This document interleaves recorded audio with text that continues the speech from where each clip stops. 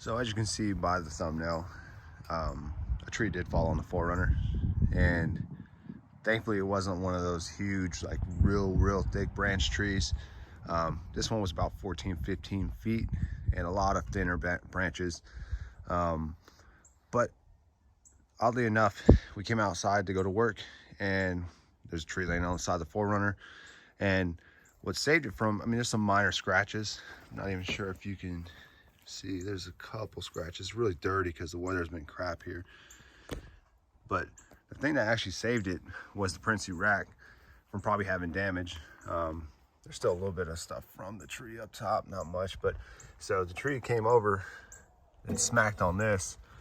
And oddly enough, when it smacked, this was about a week and a half, 2 weeks ago now, but when it hit this, there's a little bit of nicks and stuff on top.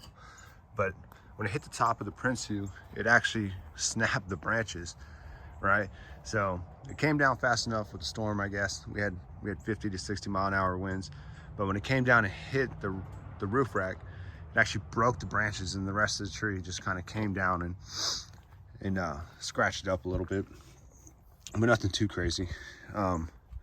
But oddly enough, I think the rack saved it from having more damage, because if it wouldn't hit the rack and broke those thicker branches off, then most likely we probably would have had some dents up here on the top rail right here.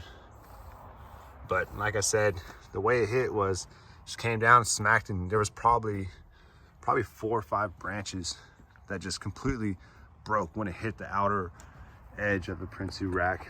So like I said, there is some nicks, and there's a little bit of, I don't even know if you can see anything, but you can feel it definitely. Parts of it that hit.